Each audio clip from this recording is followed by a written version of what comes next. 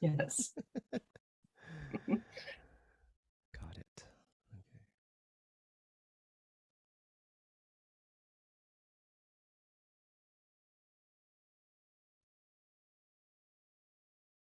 Hello, beautiful light-filled souls. I am so happy to be here with Shaun Lether, and we're going to continue our interview from his near-death experience talk on my channel. And I'm happy to have a co-host here, John Glasspool. How did you say your last name? Glasspool, that's right. Glasspool. Okay, and he has an awesome channel if you haven't checked it out. Earth to the Other Side, and he had a very long interview with Shaun, which will be out soon. Not too soon, no pressure. But Shaun, if you're not familiar with him, and if you didn't catch our interview before, Shaun had a series of spiritually transformative experiences after two near-death experiences. We mainly went over his profound near-death experience that really shut his body down, and he was in ICU for a very long time. I want to talk in this video about some of the after effects and then circle back about his first NDE and then answer some of your questions live. So Shaun is behind him, you might see he runs Hawaiian IANS and a sharing group and a group of speakers that are really fantastic, and that was part of his mission coming back. So welcome, Shaun. Oh, thank you so much, Trisha. I want to first thank you for being such a great friend, and your friendship and mentorship has meant so much to me. So I'm really honored to be here. Thank you so much. And it means a lot to me too.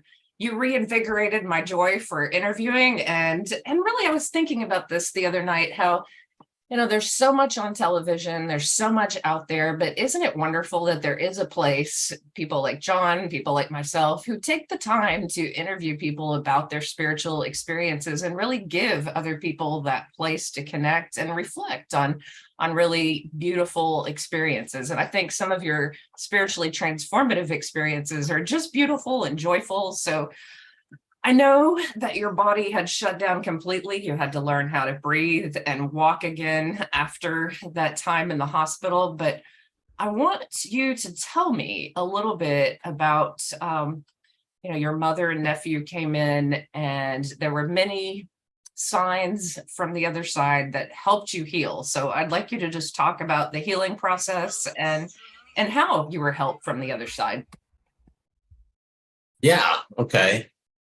So many people know, I think we talked about it last time, that my mother was there from the beginning and throughout the process, and as well as my nephew and several other family members that have crossed on.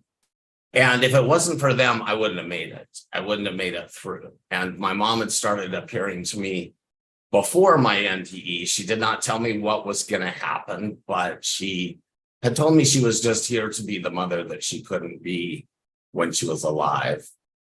So the first thing that, and I may have talked about this a little bit before, but the power from the other side is so strong, and we all have it. We all have this guidance system and people that are on the other side rooting for us to help us. And as Trisha mentioned, my body had completely shut down in the ICU.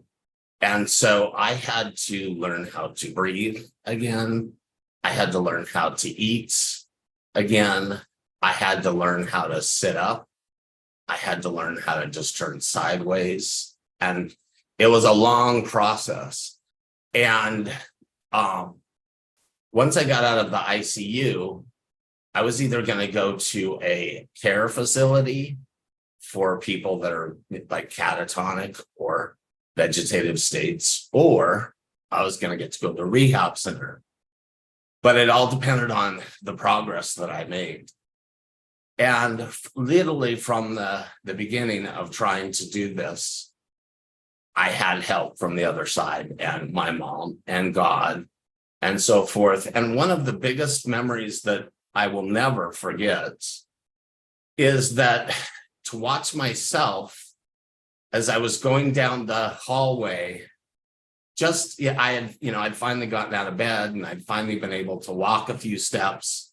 And this took probably a week or so for me to get from the bed to the hospital room door. And then to get out, go 10 more steps. It was probably a week, 2-week process. But all of a sudden, as I'm going out, I'm walking in the hallway. I've got 2 nurses with me and all the stuff that I'm hooked to. And I was able to leave my body and be behind myself and to be with God and my mother, but also watch myself from behind and just watch as if like you might watch a toddler learning how to walk again. And that was one of the most amazing things that I will never forget. And from then on, I was having all kinds of angels, some in bodies, some in not bodies, that were helping make sure that I was able to get my body functioning again. And luckily, with the help of amazing people, like I said, from the other side, but also a lot of amazing physical therapists and occupational therapists, I was able to make it to the rehab center of the Pacific. And I had mentioned last time, and I mentioned a lot of times, that my mom would use music. One of the many ways that she would communicate with me is through music. And so there's this song that was playing in the hospital, in the ICU at first, and then in the hospital room. And it was Tell Your Heart to Beat Again by Daniel Goki. And Yesterday's a Closing Door, You Don't Live There Anymore, Tell Your Heart to Beat Again. So that message, that song, everywhere I would go, seemed to play to remind me that yesterday's a closing door. The past is the past.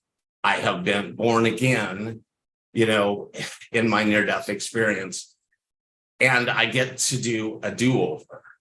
And so basically, when I finally got to go to the rehab center, I went in an ambulance and I was strapped in a wheelchair. And sure enough, on the radio, as we're going between the hospital and the rehab center, there's that song again, Yesterday is a Closing Door, You Don't Live There Anymore.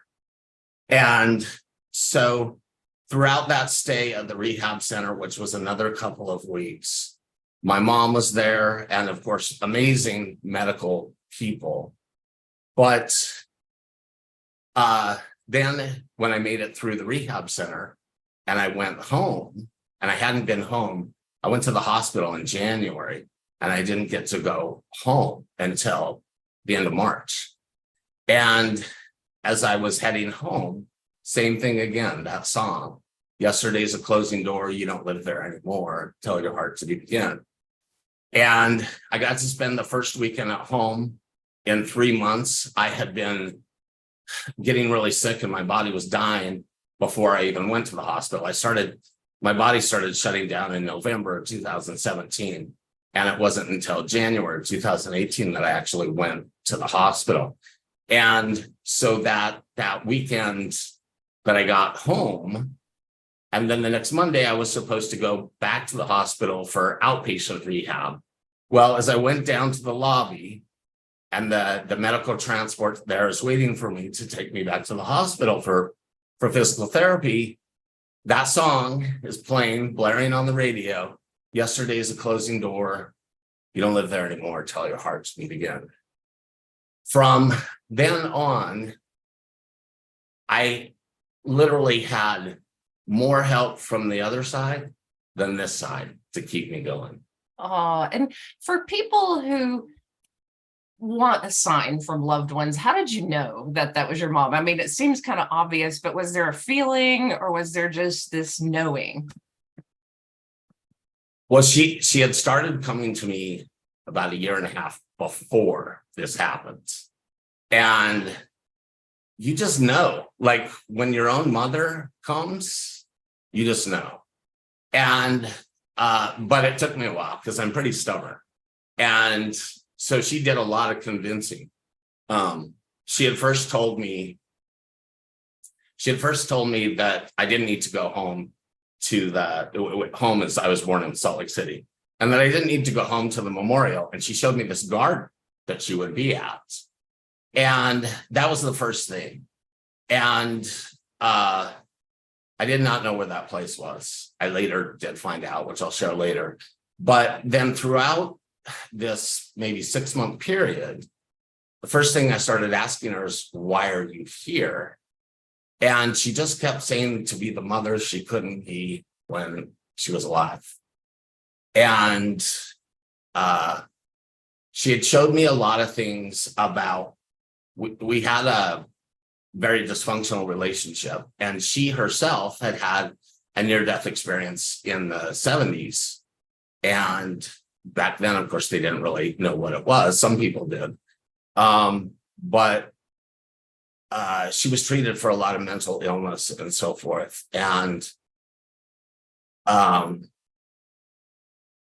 as she had come through to the other side, what she started doing was showing me her life from an early childhood and why she was the way she was. And what was amazing, it was like instant forgiveness. There was really nothing to forgive because I had that 360-degree view of the life that she lived and why she was the way she was. Later, as I was writing a letter to one of my sisters, and it was about my mom, and all of a sudden, my mom grabbed my left arm. And you know what your mother feels like. You never forget that, right? So she grabbed my left arm, and I started crying as I'm writing this email to my sister. And I actually just started documenting what was happening as I was emailing my sister. And a little bit later, I was still in a little bit disbelief, and I went to get an espresso. And as I went to make the espresso, I looked down at my left arm, and the hair is standing straight up. And on the right arm, it's laying down. So that was when I really knew it was really her. And she was really coming through. And I'll briefly share what happened is, so she had showed me this garden, said I don't need to go to the memorial. She showed me where she'd be, these tall pine trees, and she's sitting on a log, or what looked like pine trees. And it took about 8-9 months later, and the same sister was visiting that I was writing this email to, and we had decided to go see some things that I hadn't done before and we hadn't done together. So as we went to this valley, I started getting this very weird, like vertigo stuff. And as we went through this valley, and we started going up the hill to this park that neither one of us had been to, I was getting more and more vertigo, and it wasn't a very high elevation, and I'm used to high elevation, so I couldn't figure out what was going on. So anyway, we got up to this park that we had wanted to go see, and I got out of the car, I tripped, and I did a face plant in the dirt. And then I went and sat on the picnic bench to compose myself, and we started walking on this trail. As we're on this trail, my sister was to the right and she was ahead of me, and I was on the left. And as I looked over to the left, on a log was my mom sitting in the garden that she had shown me before when she said I didn't need to go. And that was the first time that she showed herself physically to me. She since showed herself physically several times. And did that go freak you ahead. out a little to see her in the physical? I mean, there's a difference between mediumship when it's coming in and then, when you see it. Were you overwhelmed, or was it beautiful? Oh, I was overwhelmed. I was a wreck. I was literally a wreck because it blew my mind. She had showed me this place 6 to 8 months before, at least, and here we are, and I didn't know. And so it really did. It absolutely blew my mind. And I was in disbelief. And also my sister couldn't see her, of course. So we actually were taking pictures of the log in that area. So to see if hopefully maybe, an orb will show up or something.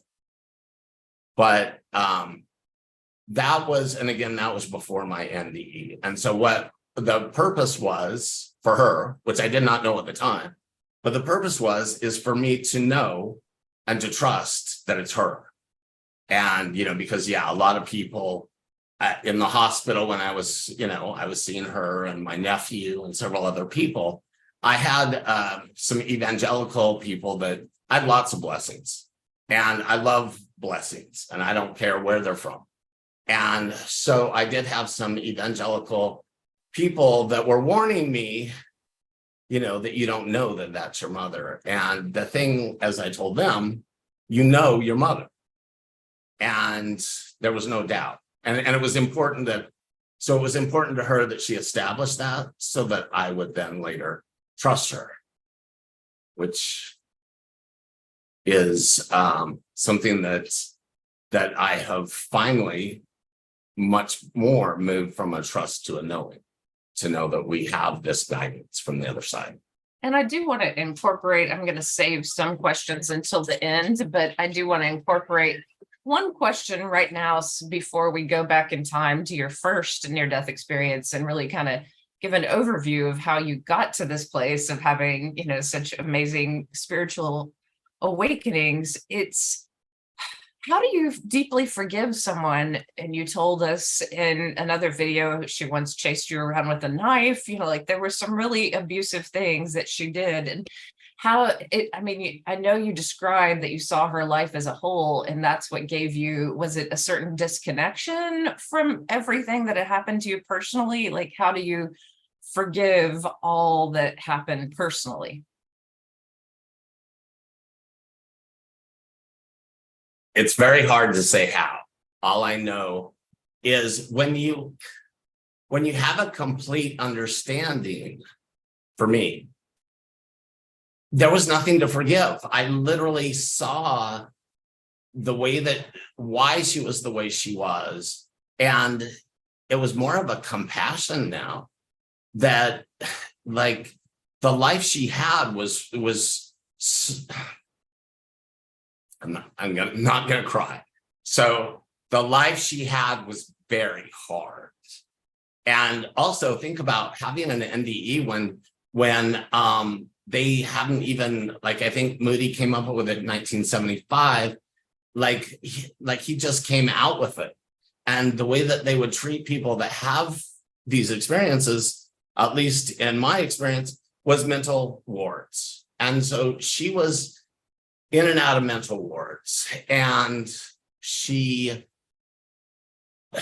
we all have capability of having darkness within us. And because I was able to see why she was the way she was, and literally it was like I was watching a movie of growing up, being born and growing up, and the abuse that she suffered. It was, and another thing with her is she couldn't handle life. And so she took prescription drugs, which a lot of people do, and she would check out.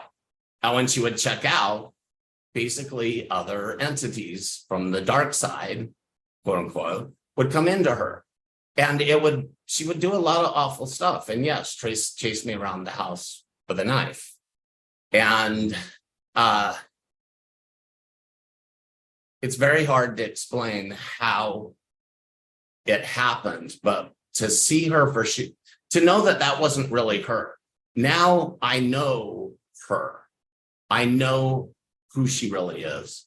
And that was her not well self. That was her believing the false beliefs about herself. And I think that's really how it helped, is that I see the real her. And now she is literally the mother that she was not capable of being when she was alive. One of the people watching wants to know if you feel closer to her now than you did in life. Oh, totally. She's my best friend. She daily is with me. I spent a couple of years mostly on the other side, which a lot of people would, you would call a spiritual emergency name. but she has been with me every step of the way. And what's funny is so many mediums have like, they'll meet her and they're like, she really is with you daily. Oh, So yeah, it's literally the extreme opposite of what it was like when she was that's alive. amazing. That's an amazing answer. So for those who don't know, explain what a spiritual emergency is. And you don't think you were in one, or were you in one, or? Oh, I was totally in. And So tell what? me about that. So technically, a spiritual emergency is so a normal person that, if there is such a thing, a normal person might study, yogic tradition or something, or A Course in Miracles or another religious faith. And throughout a period of time, they will have an awakening, if they're lucky. But with sometimes NDEs and other experiences, you're blasted open all at once. So for me, I was getting information from my mother, my nephew, my guides, other places in the universe. I was like bombarded with information. And what's interesting is my co-leader at IONS Maui at the time, she's like, you're like a faucet, or like a hydrant of this stuff coming through. And for about 2 years, I was really more on that side, and I was experiencing the most amazing. I got to see living angels that can come into human form.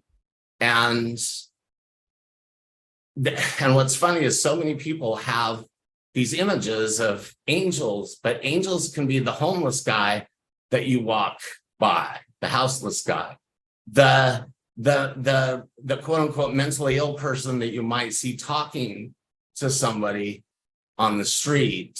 She may be talking to a real angel. And I know that I experienced that. And what was the question again? I just lost my train of thought. No. It's a good place to kind of dive deeper with angels in human form. So tell me more about that. Like, I think I experienced this once before my NDE when I was agnostic, and it was just this eerie feeling, and it changed everything. It changed the mood. Basically, two homeless people, my parents had forgotten my birthday, two homeless people walked by me, and they looked like they were from a different century. They just didn't look right somehow, like they were in theater costumes, and handed me money and said happy birthday. So they didn't know it was my birthday, but it was, and my parents had forgotten. And so then I got to say, hey, you forgot my birthday, and some homeless people gave me money. But I knew it was divine intervention. I knew that they were there to just remind me that there is a spirit world, just to open my mind a little bit. So how did you know like this was divinity in human form when you encountered? Well, so the first thing is this very weird recognition. You recognize them and they recognize you.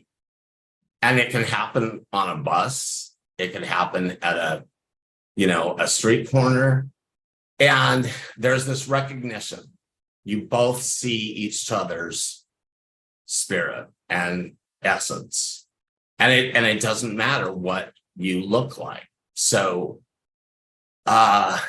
one of the, I mean, I had tons of these experiences in the hospital, but one of the most amazing experiences was I started going to a support group for people that had terminal illnesses and other situations like mine that pretty much change your whole life. And I started going to this support group, and I was sitting there, and there was about 20 of us. And this guy showed up that I'd never seen before. He wasn't even theoretically supposed to be there.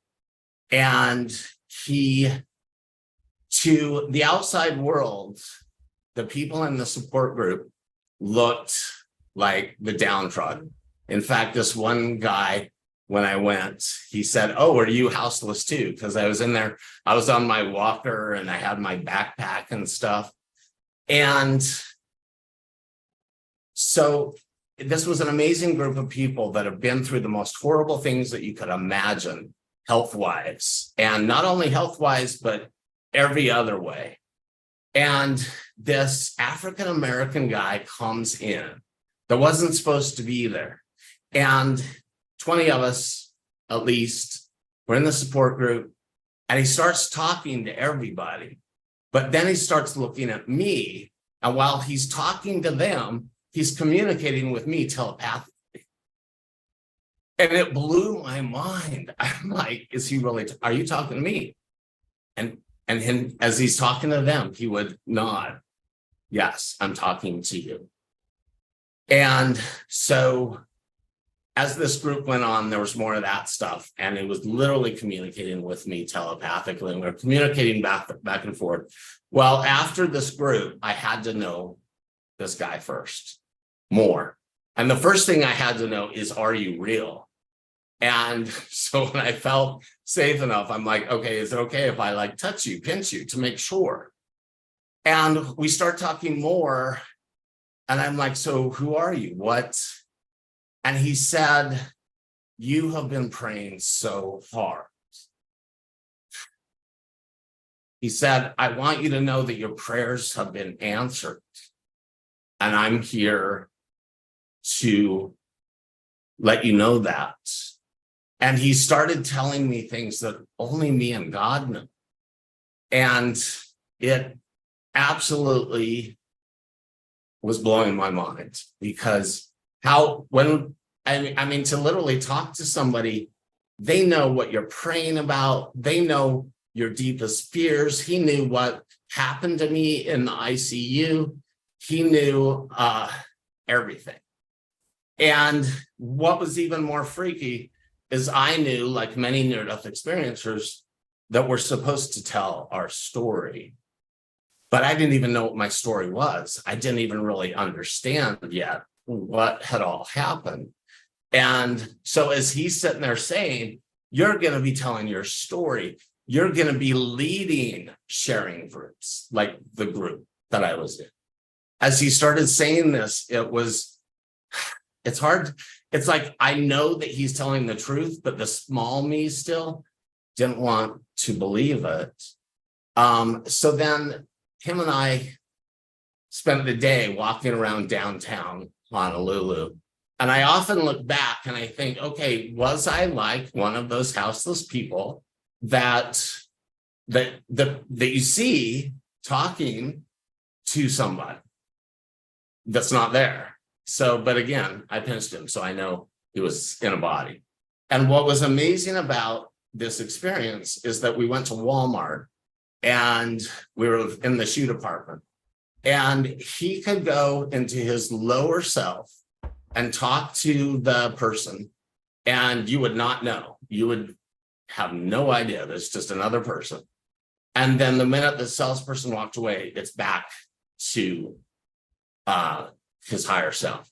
And the whole time, I'm like, this guy's, he's higher than an angel, because I have met many angels throughout this period. But for me, I was talking to the Son of God. There's nobody in between us. And the stuff he was telling me was just beyond belief. But what's amazing is so much of it has come true. I love that. And you know what's amazing about that moment is he predicted the future, that would be healing for you, but he also spoke telepathically to you. And I feel like at the end of this, we should all just look into the camera and telepathically communicate with the audience and see how many people can get it. Great idea. And that's how we'll end this live. So think about what you want to say. But until then, like I have to jump in with a couple of people's questions before we go back in time. People are moved by, the beauty of forgiving your mom from that place and really seeing her life. But some people struggle and they don't have that. Their mom hasn't passed on and they haven't, had that experience, and there's no remorse for the abuse that's happened. And then of course there are people who do horrible things on the earth. And I think a lot of times people get so caught up in how the physical is survival. I mean, like, I think about this sometimes. I look at little squirrels, and I think, oh, their lives are so short and they're going to get run over. And, like, it's brutal. Like, the physical part of this existence can be brutal at times. It can be beautiful. How do you make sense of the brutality along with the beauty? Is it the other side that informs a lot of that? Or how do you just make sense of, I say, and my trainer in theta healing says that trauma is nonsensical and non-logical. So it isn't logical, because what's logical is love. What's logical is that unconditional love from Creator. Trauma is not logical, and that's why it blows our lives up, and so the abuse that happens when people are unconscious is not logical. And that is a first step, I think, with forgiveness. But what would you say to people who are really struggling with forgiveness? Well, the first thing, honestly, it's much easier to forgive somebody who has passed on, because in my experience, they don't keep doing that stuff. And that's the honest answer. So it's much easier to forgive her. But I will tell you that I was going through a period of not talking to some of my sisters. I grew up in a really dysfunctional house, and there was a lot of abuse from our parents. And the way we were raised was nobody in my family knew what boundaries were or anything like that. And so some of my sisters I wasn't talking to when this happened. And so at some point, my one sister said, well, do you want this other sister to come to the hospital, to the ICU?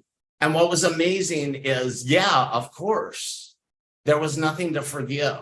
And honestly, I can't tell you these are the steps, other than when you we don't know what people are going through.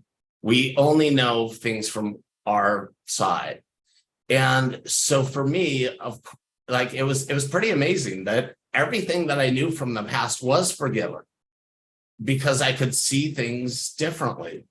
So for the people that are dealing with, I think that what's most important to know is what you're dealing with somebody's fear and their false self and their story. In my last NDE, one of the most amazing things is that I was above my body, I was with my mom, and I was with God, which for me was a presence, this light and this love. It wasn't a man, it wasn't a woman. And so I was with them and I was one with them, but we were also separate. And so I could look down at my body and my thoughts were, you poor thing, what have you been believing about yourself? And I realized that everything I thought about myself in the world was true. So, or untrue, it was false. And so now when I see people, I'm able to see that they're in their story. And sometimes they try to cast me in their story. But I realize it's a story, it's a false belief, and they're coming from fear. And that helps me to at least understand them better and have more compassion. But I will admit that it's much harder to forgive somebody when the same behavior happens. But I really do try to just see the whole story of where they're coming from.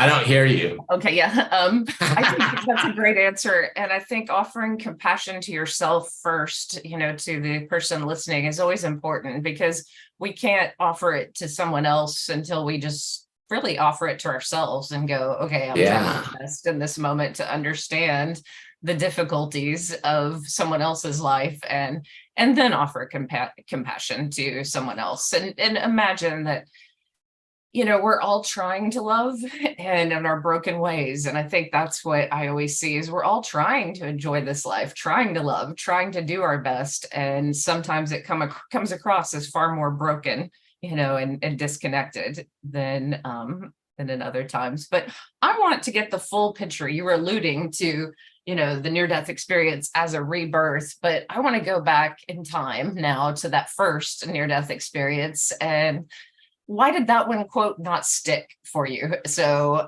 lead us through that moment and take us to that first near-death experience, and tell us about it. I call it my NDE light. And there are people who have those and struggle with that. Yeah. So, okay. So what was really interesting is some people might call it a distressing near-death experience. So I was coming from Los Angeles to Hawaii, and I had an abdominal hernia. And the minute the plane took off from LA, it started to strangulate. And so with an abdominal hernia, your intestines kink and nothing goes through it. So from the minute we took off, I was miserable, but I didn't know what was happening. And so came to Honolulu, spent a couple of days here, and my chest is turning black and blue, but I still didn't understand what was going on.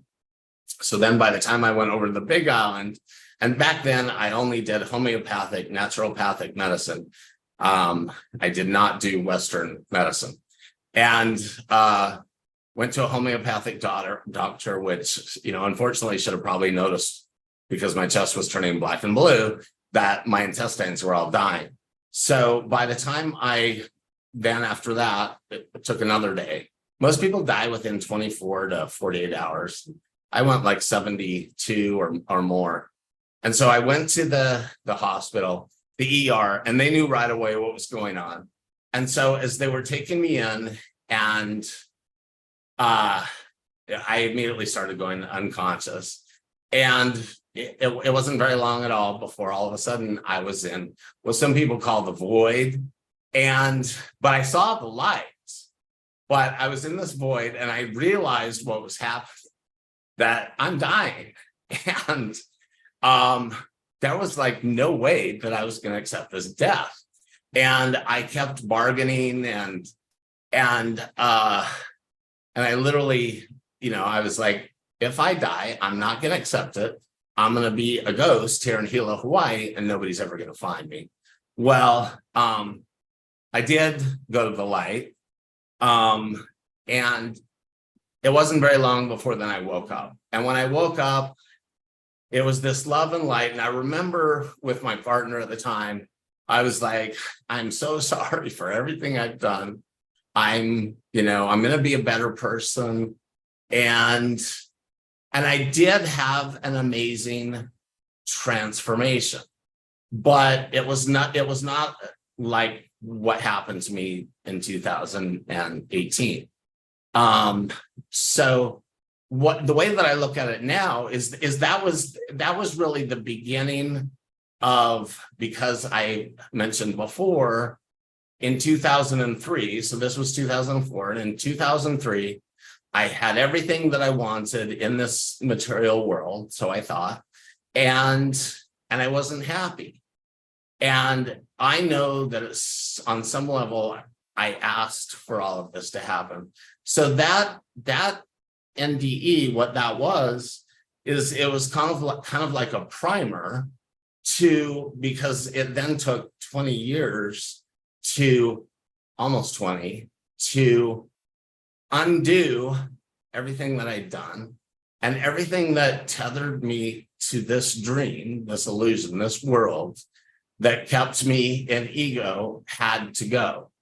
So that meant all my houses, I had a lot of real estate, and cars, and every possession. I think back then I had at least 4 houses of furnished everything that you could think of, Viking appliances, just everything that the world wants. But it all had to unravel. And I just still wasn't listening. And that's something I've really learned, is that spirit speaks to us, all of us, quietly. And it's very easy to drown it out with, alcohol or drugs or exercise or food or fabulous cars or whatever. It's very easy to drown it out. And so I had to go through this period for me to really start listening. And so that was 2003, 2004, I actually heard a voice. I was in the shower and it told me, you're going to lose everything. And meaning material. And it told me, get ready. And for me, I knew what that meant. That actually meant my spiritual practices. And I still wasn't listening. So I had to go through this period of unraveling, which to me, it's like, I call it like an ego death. I didn't understand it at the time, but everything that was tethering me to this dream, all my false beliefs, I had to lose them. Even I didn't know how to pray. I'm sitting there praying to God, oh, save my house, save my real estate, bless this buyer that they're going to buy the property. And what's funny is nothing works. But it was because I was praying for what my ego wants. And I didn't understand that, I wasn't praying for my highest and best good. And I was still stuck in my ego. So that's why I call it like an NDE light, is it just showed me how much work I still had to do. And I'm grateful for it, but it was a long, hard process. That's a beautiful answer. And it kind of hits on my next question, which is ego death. It often comes from really intense physical experiences. When you almost lose your life, I think that's where the ego kind of relaxes, and is in a near-death experience like your second one, and like my first one, when you're in ICU and you're just struggling, and when you are, like that humbled to have to breathe again, to walk again, like there's something primal about that, to where like ego kind of goes out the window, I think, when the body is that broken down. And so how do we manifest like easier awakenings for people? That's what I'm always putting out there. I think it begins with ego and kind of examining, do I want this for the highest good? Or, what do you say to people around ego? Because we all still have one, even after a near-death experience, but it's just, we have this honeymoon period, I think, afterwards for a little bit, where it's, we're just lost in that oneness. Yeah. So the Maharishi said, somebody asked him, do you still have ego? And he says, yeah, I've just learned to not listen to it. So to me, that's the biggest thing, is as we always have ego, we're always going to have ego. It's here to teach us. And so the people that think, oh, I want to destroy my ego or whatever, what they don't realize is that's actually going to make the ego stronger. And for me, just learning the difference between ego and spirit, because we're always going to have the choice in every thought that we have. We can choose between spirit and ego. But for a majority of people, they don't realize that their thoughts are not them. So to me, that's the first thing, and that's where meditation really helps, but understanding the difference between spirit and ego. And so once we know that, then we can get more aligned with spirit. Does that make sense? It does. It does. And so after that first NDE, did you end up kind of going back to your old ways, or did you really just struggle with yourself? Oh, the first one? Yeah. So I did change, but I had a really good illusory dream. When I was in the hospital, they said, so they had cut out 7 feet of necrotic intestines. And my doctor jokingly said, this was the worst case of rot gut that he'd ever had. So I was a mess, and I was full of bacteria and all this stuff. So they said I couldn't leave for at least 6 months. I couldn't fly. So when I was in the hospital, I said, okay, well, first I was like, oh, well, can I do a cruise ship or some way? And they're like, no, you have to stay here. And so I said, okay, well, if I have to stay here, I want to recover by a waterfall. So literally, and I was a really good manifester back then. I was really good at manifesting material things. And so I manifested literally the next day, Homes and Land magazine, 3 houses, 8 acres, amazing botanical garden, private waterfalls and river, like everything that people dream of. It literally was the dream Hawaiian estates. And so I got out of the hospital, and sure enough, it was for rent and for sale. So the day I got out of the hospital, I went there, rented the whole property from the lady, and then worked a deal with her for the next month and a half to buy it. And so I still, one of my little sisters, I only have one. So my little sister has said before that I'm a cross between Darren Star, if you guys know who that is, who did Sex and the City, and Eckhart Tolle.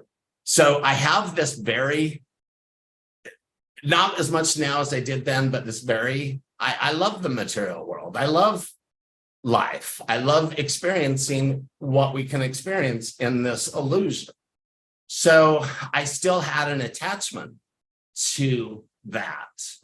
And so it took me more, I just joke, and I'm a slow learner. And like Trisha, you and I were talking earlier today, some people can learn from a book. Some people can learn by just hearing somebody else's story. I'm not one of those people. I have to experience it to learn it. And that's what I had to do, is I had to go back in ego, even though I knew better, even though I'm having these voices telling me, get ready, and what was going to happen, and that I was getting ready for a huge, huge transformation. Oh, also I've talked about, so pueos, they're owls in Hawaii. And so, so many people, they talk about spirit animals and so forth. But these pueos, these owls, wherever I went, they were letting me know that you're getting ready for a huge change. So I just needed to go back into the dream on certain levels and make sure this is, do I want that? And we always have a choice. That's the thing. You can enjoy this world and do whatever you want. We always have a choice. On some level, I want to wake up. That's all I want. And so, but I still had to go in back and test the dream. And so that's why. And I just needed more learning and more lessons. And I don't know, does that make sense? It does. And my question is from a viewer who, and I want to say something about it. She asks about the void. Have you ever gone back to it, or what did you make of the void in that first near-death experience? Okay, so that's a good question. So thanks. So one time, Trisha, I don't know when, you were talking about after your NDE, you called it hitting the wall. For me, it was not hitting the wall. It was like, I went into darkness, which it was my second dark night of the soul. And what happened is, so during this last NDE, I was just blasted by the light, literally. And I spent 2 years with spending this amazing time with my mom and other loved ones and other guides, and with also, I haven't really mentioned, but I spent my time doing spiritual book studies, chanting with the Hare Krishnas 3 times a week, doing mindfulness and Vipassana meditation. But most of my friends or the people that I communicated with were the other side. Well, I had a ton of money. I had more stuff by the time I was 35 than I ever dreamed possible. And then the flip side happens. So it all went away, everything. And I now realize I gave up everything to have everything, meaning everything that's true. And, so there was this period where, because I literally, the doctors every step of the way were like, we don't know how long you're going to live. My lungs had been collapsed.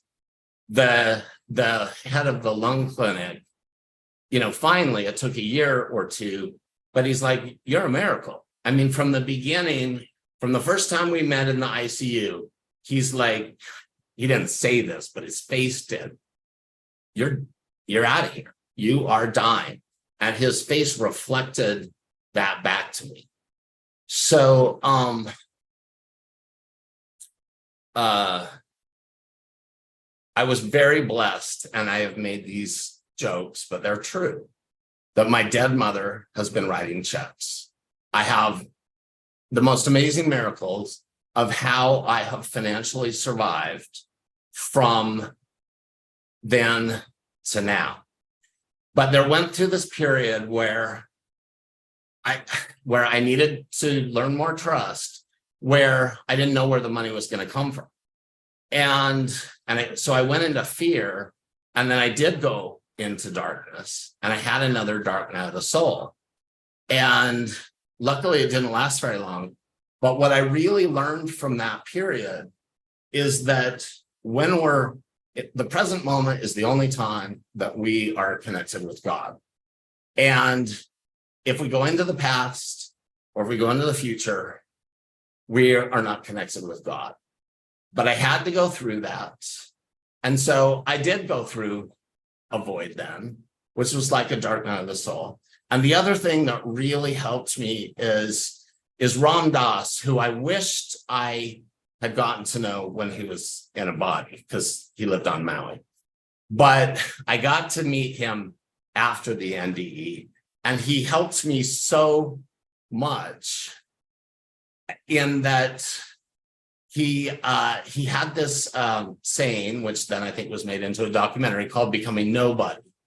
And he basically says that when you spend your whole life becoming somebody, and for me, I had to get 4 degrees, graduate with honors, have the Hummers and the Range Rovers and the houses. So I'd spent this whole time becoming somebody. And then with awakening, he says, you realize that none of that means anything. And that was the first thing I realized. It's like, none of this means anything. And so the spirit, which it's amazing to be filled in the spirit, but when you've filled up yourself with all these false beliefs, and then they go away, there's a period of darkness. And so for me, I was able to understand that. And the biggest thing that I can say to whoever said it is, or asked, the only way through the darkness is right through it. I've tried every way to dance around it, but the only way is through it, and find out, what is the darkness here to teach me? That's beautifully said. And it's also, it seems harder than it actually is. Like the minute you step into the pain, or the minute you step into what it is you're trying to heal, the healing does show up. I mean, at least that's what I've found from the other side, is the minute I ask, hey, this is too much, but I need to face it. This is a trigger of mine, that that energy comes from creator, from God, and it's just there. It meets us. So I always tell people to ask more, on their spiritual path, ask for more. Don't ask for near-death experiences, ask for easy, enlightening flows of healing and messages that create a beautiful world for everyone around you. But there's some great questions on this chat. One is, how do you balance like physical healing and the spirit world? What is your near-death experience taught you about physical healing? Yeah, so I just want to say that what you brought up, that's so important. We have to ask. We always have free agency, and we always have to ask. Yes, they know what we're thinking, but we have to ask. So I'm glad that you brought that up, because it's pretty easy to forget. And the other thing with asking is to ask for what is divine will, what is my highest and best good. Because back on the Big Island, I'm praying for a buyer for my property, or plus that they get a loan, or let me refinance, because this was also going on during the financial collapse of 2008. So, I mean, the stuff I was praying for, it was my ego. It wasn't like praying for what God wants or what is in my highest and best good. So thanks for bringing that up. And what was the question again? The question was about how do you handle the challenges of your health issues now? Do you look to God? Do you? Yeah. So if it wasn't for my mother and my team from the other side, I literally would not be here. And so healing is a state of mind. Heal your mind, heal your thoughts first. What do I think about whatever it is I have? That is the most important thing, because a lot of people are under the illusion here that you can completely heal the body, which you can, but it's more important to heal the mind first. And so I think that's one of the biggest things. And so for me, I was told every step of the way, we don't know what's going to happen. We don't know if your lungs are going to heal. We don't know. I had all kinds of diagnoses and stuff. I mean, I'm really not supposed to be here if you were to think of it in the physical realm. And so I think that's the other thing. I don't attach to the diagnosis or whatever the physical ailment is. It's very easy to attach, I am this or I am that. But so I think for me, it was knowing no matter what happens, my goal here is to heal my mind and to heal what I think about my body or my diagnosis or my illness. And I think that when we heal our mind, that the body can follow. And so that would be my big thing. But then the other thing, don't identify with it. It's so easy to say, my cancer or I have cancer, and then we take ownership of it. Yeah. I think that's so important. Theta healing teaches that belief and feeling is important. So always bringing in that feeling of your perfectly healthy body is important too. That light body, overlaid over this body so that your body remembers how to function at its highest is important. I mean, it was light energy that the angels were sending. And so we forget, that healing energy is real. We can send it to ourselves, but you have to believe. And sometimes doctors give us such horrible prognosis. I mean, I've been told terrible things that luckily I'm kind of rebellious. So I'll just hear something, one doctor said, "Oh, you'll never be able to look up." I'm like, "Oh, I'll always be able to look up," because I have degeneration in my neck and I just refused that, like this. So there are some things that our consciousness can just override, and it's a journey. But, Anita Morjani talks about it too, in that, it's not, in some cases, it's not a bad thing to transition. It's a beautiful thing. So we're all going to transition, a final time. And it's really just, did we give enough love? Did we spread enough love here? I mean, at least that's what I feel at the end, having been at the end. Do you feel something like that? Or do you feel something different? Just that if you had to sum it up, what would be the final message? Yeah. So about what you said about, I never accepted what they said. I literally did not accept it. So sometimes denial can be a good thing, and not accepting what other people say and think. If I had accepted what they all said, I probably wouldn't. Well, I know I probably wouldn't be here, but if I was, I would probably be in a nursing home. And so that's really great what you said.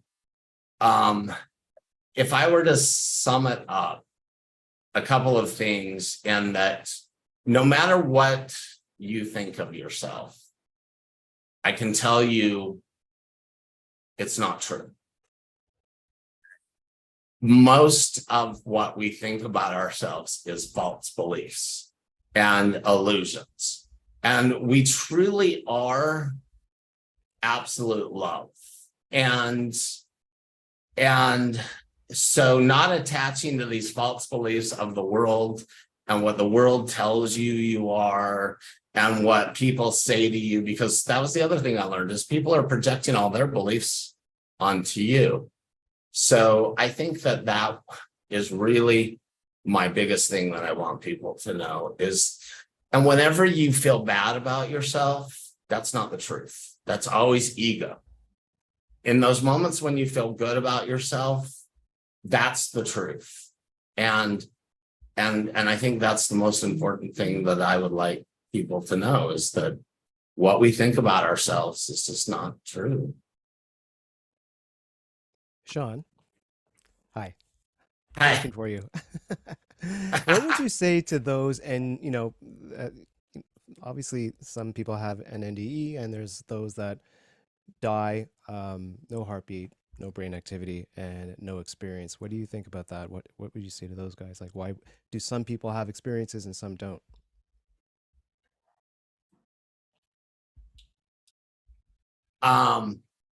I think that whatever happens to us is always in our highest and best good, whether we realize it or not. And for me, I needed this.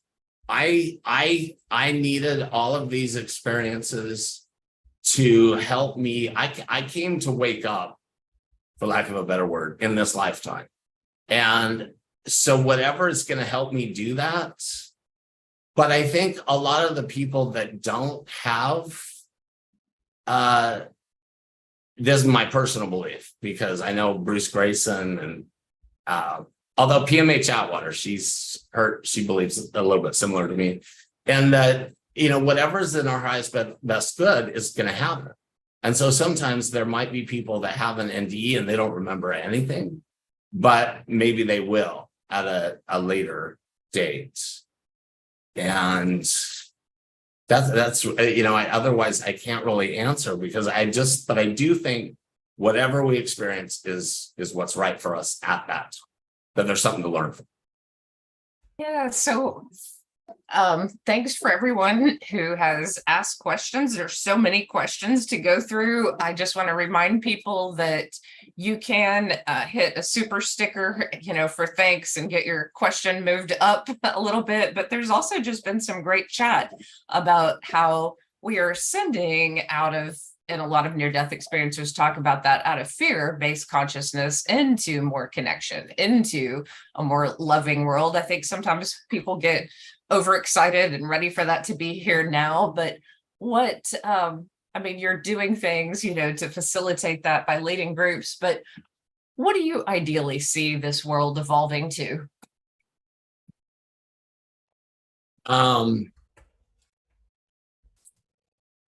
I think that many of us, and in fact, I was talking to John about this the other night, I think that a lot of us have agreed to come here at this time to hold the light for each other, to help each other ascend. And I actually feel hopeful the more and more people that I see having these experiences. And, you know, we have this Life After Death Facebook group that has exploded to 180 something thousand people. And when I got it or inherited it like a year or two ago, it was like 750. And what I see is I see more and more people having these awakening moments. So I'm actually really positive that as we meet each other, hold the light for each other, remind each other of our purposes, I'm excited for what's going to come. And here's a great question from someone I know. So Elizabeth asked, you recount being able to leave your body when you're in physical pain. And do you recommend this, out of body experiences to others? Oh, sure. I mean, when I was being drilled for bone marrow, I was like, I'm out of here. And I went to Waikiki Beach and I floated above the water. And yeah, why not? I mean, it's an amazing experience to be able to leave the body and be free of that pain. It's a much better. I actually didn't do any pain medicine for most of the time after my after my last NDE. I almost didn't do any pain medicine because the only time I did in the first one, when I did morphine, it messed me up. So I'd rather leave my body than deal with pain medicine. Yeah, we share that in common. Like I feel like the angels stepped in and would not let me take the painkillers so that I would just become more aware of my body. And it was definitely out of body experiences that helped me through those nights I couldn't sleep with too much pain. It's like, why not go somewhere else? Right. Yeah, why not? Yeah, there's no better place than like over the water in Waikiki. That's where I went all the time. And that's what I think people should wish for and work on in meditation more than a near-death experience, is an out-of-body experience, is, just continuing to practice that. Lucid dreaming and out-of-body experiences show us that we have more control over this 3D realm than we realize. Yeah, whenever I hear anybody say they'd like to have an ND or whatever, be careful of what you ask for, because I mean, we're talking 20 years of losing everything that I thought I cared about in this dream. And we're talking animals and just everything that I held dear, I had to lose or to give up in order to gain where I'm at. So, and I still right now, really, there's nothing in this physical world that I really want. What I want is healing for myself and for the people that I'm here helping and my friends. I just want us all to experience the healing that we've all come to do and that we're entitled to have.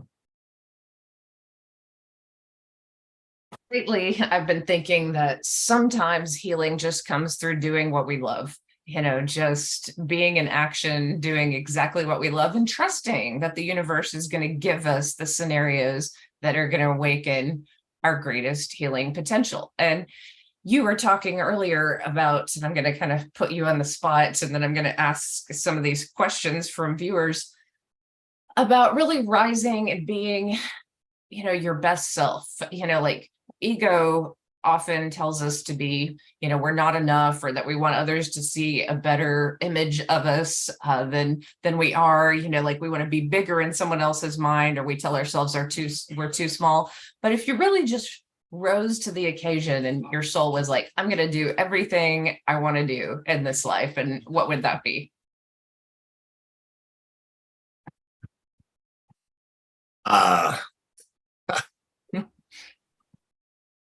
Wow, I lost my train. There was something you said at the beginning that I was going to say.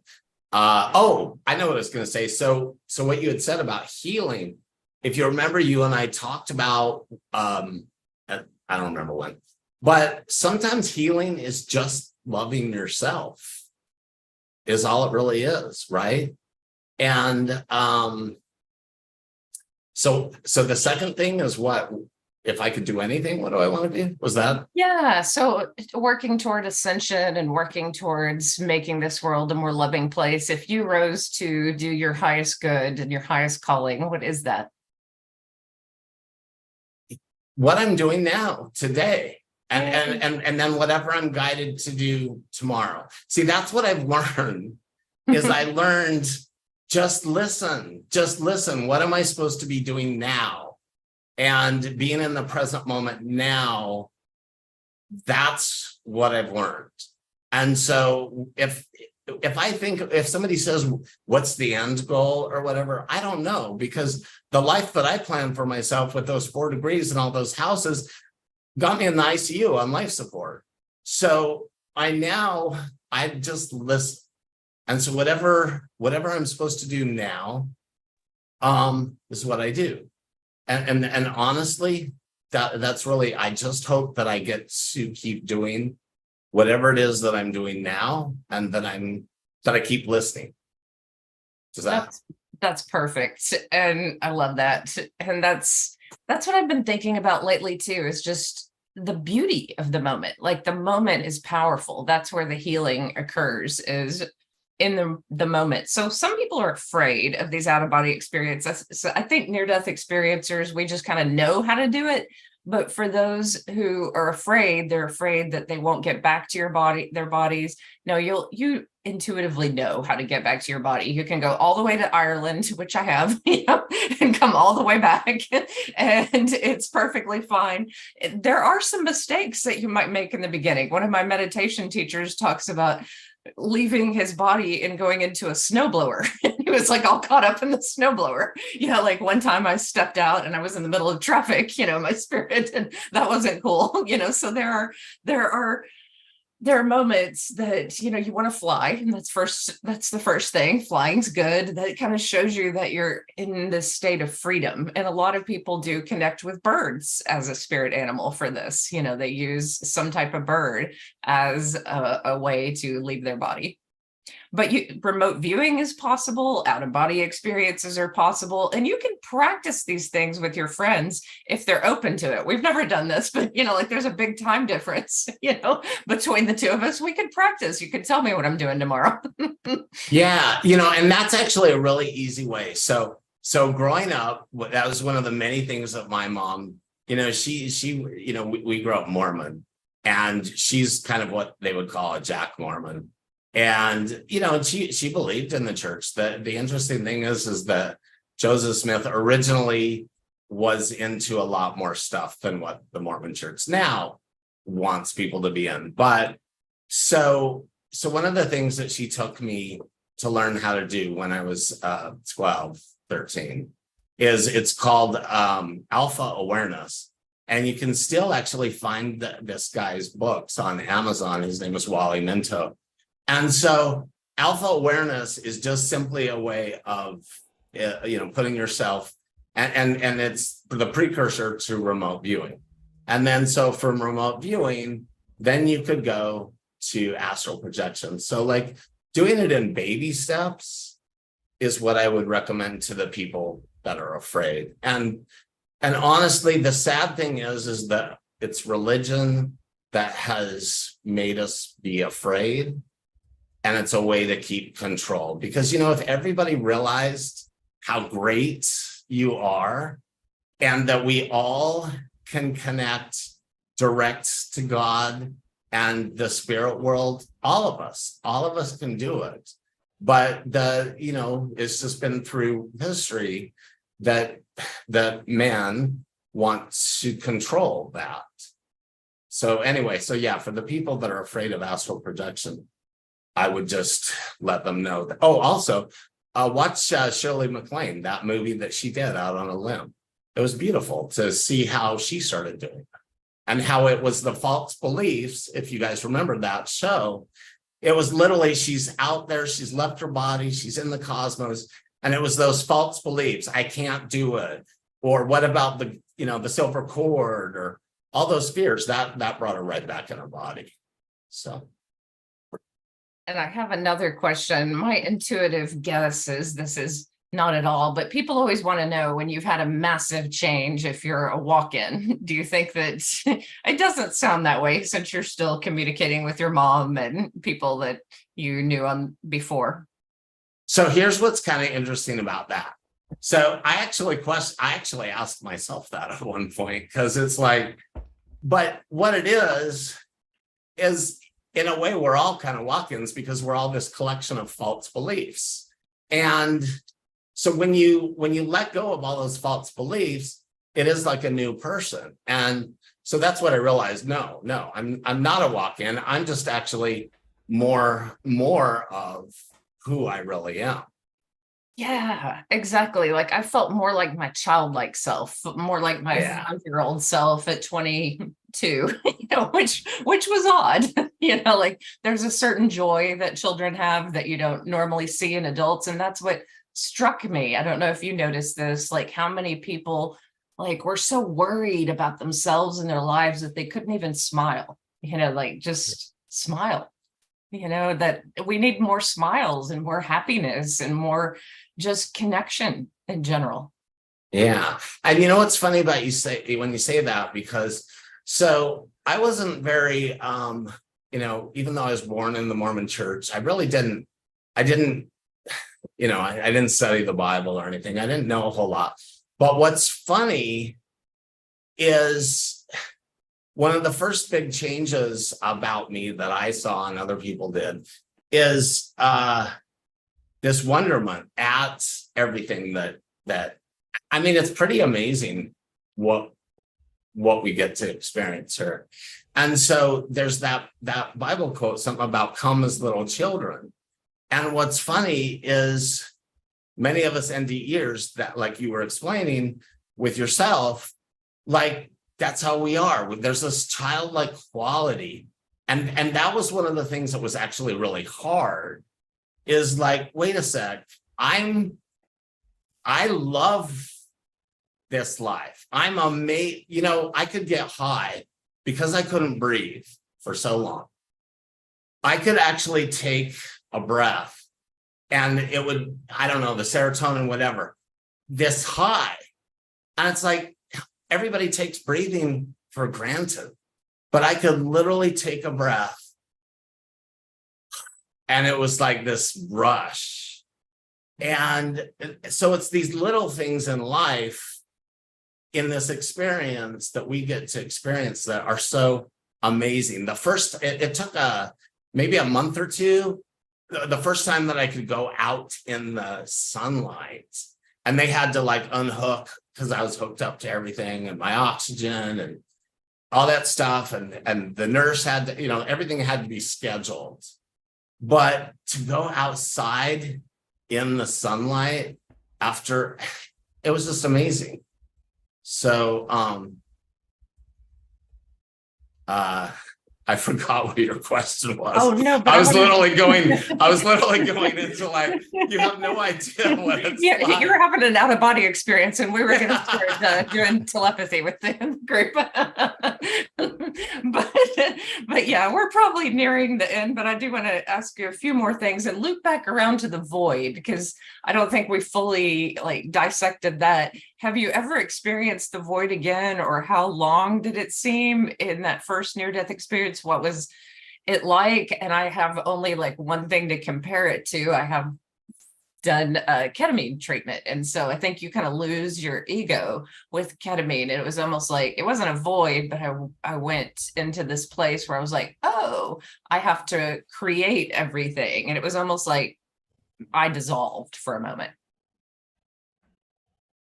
Yeah. So what was the void though? Because I don't think I've experienced that completely. So in the first ND, the one that brought me here, it was just this dark nothingness. It was literally, there was no love. There was no, but I could see the light. I literally could. The thing was, is I knew what it meant and I wasn't going there. Like and that's weird. I don't know how I knew, because I didn't even know about near-death experiences, but somehow I knew. And to me, it was devoid of everything. And, I honestly, I didn't spend a whole lot of time there because at some point, whether I liked it or not, I was going to the light.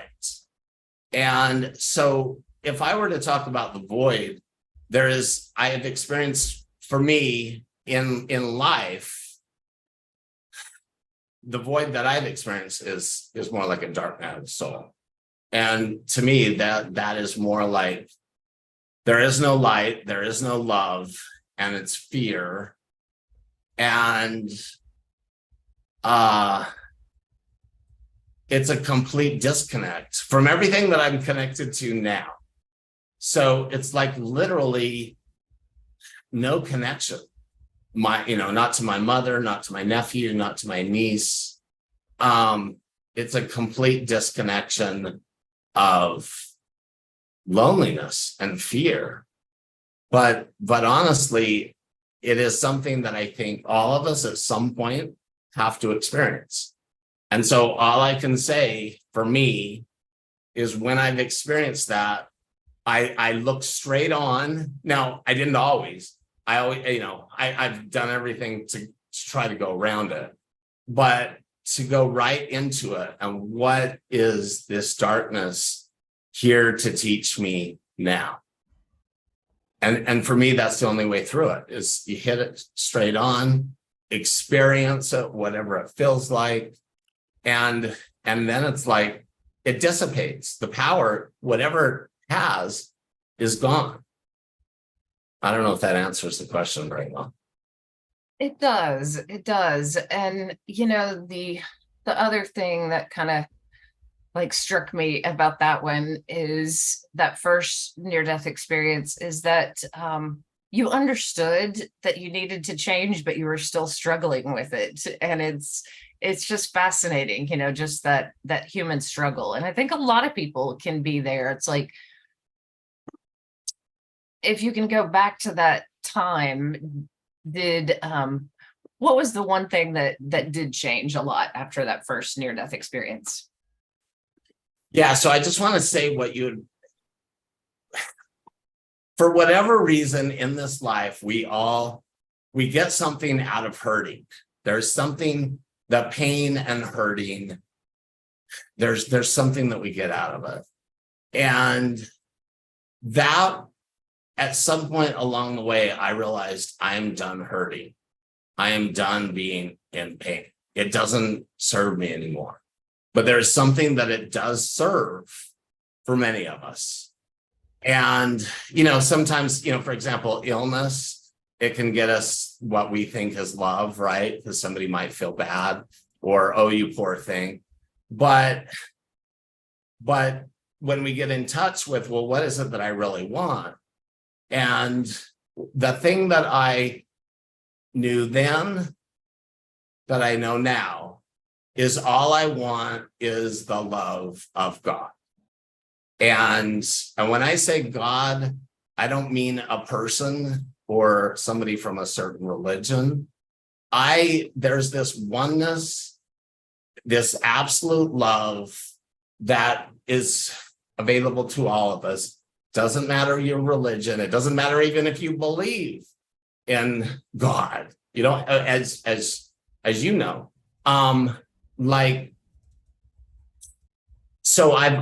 What I knew is I don't want any more of the pain, that I want that love. I got to experience that light in the first NDE, as much as I was like, no, I'm not ready yet. I don't want to die. I've got all this stuff to do.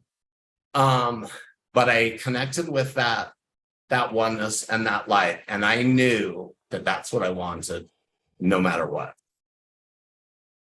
Beautiful, beautiful.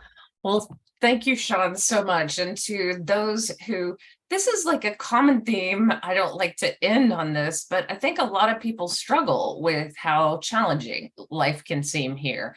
And, the shock of trauma, that we see broadcast on the news, and even someone brought up, serial killers and people who, like are on the spectrum of, wow, how do you even begin to forgive some of the horrors of this planet? I always remind people that trauma is illogical, and that's why it skews our mind, and that the logic and the healing is being aligned with loving yourself first, knowing that you didn't deserve anything traumatic that happened to you, and knowing that creator doesn't want that to have happened to you. I think that's where people get in this like love-hate relationship with God. They're like, God, save me. God, how could you let this happen to me? It's like, well, this earth is not a reflection of God.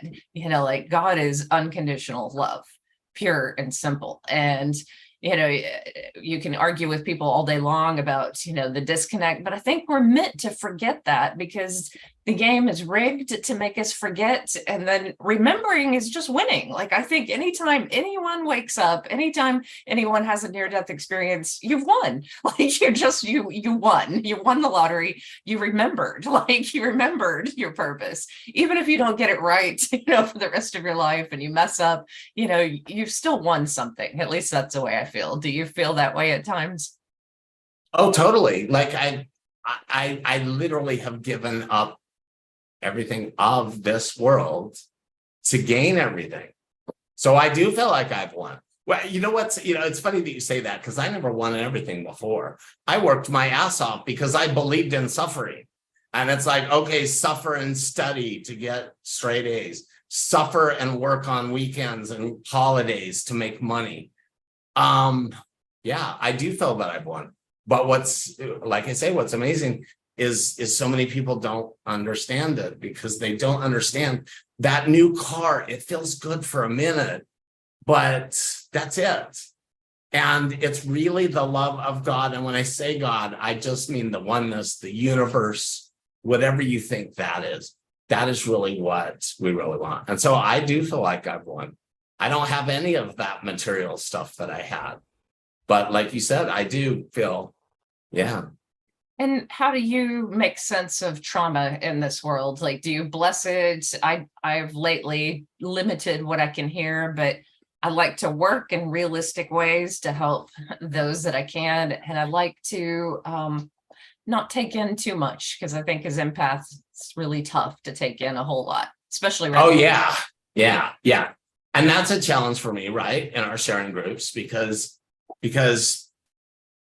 people have been through all kinds of awful stuff, and it's to not attach to the story. And so that's what I try to do. I don't watch the news, and I try that concept, and that's where A Course in Miracles has always helped me. It helps me to remember this is the illusory world, that's the real world. And so literally not attaching to these stories. That's my big goal. Like even me, and a lot of us NDEers, we have this old story, then we have a near-death experience, and then we attach to the new stories. So I'm trying to just not attach to any of the story. Yeah, I like that. I like that a lot. And, for those of you who feel that you have to stay informed, I have to remind people, like, the old school way of like just reading headlines, it's so much better than listening and seeing the visuals of people dying and hearing, all the details about things. Like, it's, if you have to stay informed for work and, for other reasons, like, scan and read for content and for information. But, reading is, your brain can handle that kind of trauma, I think, in the written form better than the visual form, because the visual form like makes you feel like you're in it, like you're still there. I used to be one of those people that think you need to know what's going on in the world. You don't. I was in the ICU when they thought a missile was coming from North Korea. Everybody was flipping out. I was in extreme bliss with my mother and my nephew. And it's like, so what? Do you really need to know if the missile's coming? No. If it does, Like, I honestly, I don't think there's anything we need to know. Even if you're traveling, okay, so let's say there's a hurricane coming. I don't know. I literally, that I have not integrated. So there are things of this world that hopefully I never integrate, because it's so much, it's just fear-based, Yeah. so much of it. Well, that's a good point. I lived overseas, so I lived in South Korea for a time, and one of the refreshing things was to like be free of American pop, like, oh, Madonna's in the hospital. Like, I don't need all that information. Like, I don't need to hear our arguments between parties. I don't need to hear about celebrities. And it was just so refreshing, to be far away from America and not hear it for a year. Like, I was like, I didn't miss it. I missed a few good movies. That was about it. I didn't miss any of the arguments. We live in a big world and a big universe, and we can't get too myopic about our place, our lives, because it's our connection to everyone that's the healing, that oneness. And it's also our connection to spirit that's the deeper healing. And that's the other beauty of near-death experiences, is that we know what's matters, and none of that matters. None of the other stuff matters. The only thing that matters is, who did you love? Whose life did you make better? That's it. And not to discredit, anything that anyone does that, for activism or restorative justice, or, all these things done out of love to help people heal and to help society become better. It's wonderful. I think whatever your passion is, that's the light. So, that's part of the healing of this planet, is, to those who are listening, is just be passionate about what you're passionate about. Yeah. Well, and that does make people's life better. Yeah. So yeah, to me, that's really all that matters, is how are you making people feel better and people's lives better and making the planet better? Yeah. All right. So now it's telepathy time. You already know what I'd say, I bet. Oh, I'd just say, I love you all. Have a great life. All right, Shaun. Well, thank you. And for those of you watching, I did post Shaun's donation link. If you feel guided to donate to him, that would be awesome. But definitely show up at Hawaiian IONS. Check out his meetings. They're wonderful. There's always a great speaker and great sharing groups. And is there anything else you'd like the listeners to know, Shaun? No, I'm just so appreciative for you, Trisha, and for John for being here, and everybody that's I'm very appreciative to all of the friends that I've made, and all of the, to actually get to meet our soul fam. So I'm really appreciative to everybody. So yeah, thank you. And thanks, John, for showing up. And Earth to the Other Side is his channel. If you haven't subscribed, you can check out some wonderful interviews there. And I think tomorrow you're going to have Shaun's up, right? Right. Oh, which we should say, actually, Hawaiian IONS, that the Hawaiian IONS, the IONS conference is going to be September weekend. And you've spoken at IONS a lot. Yes.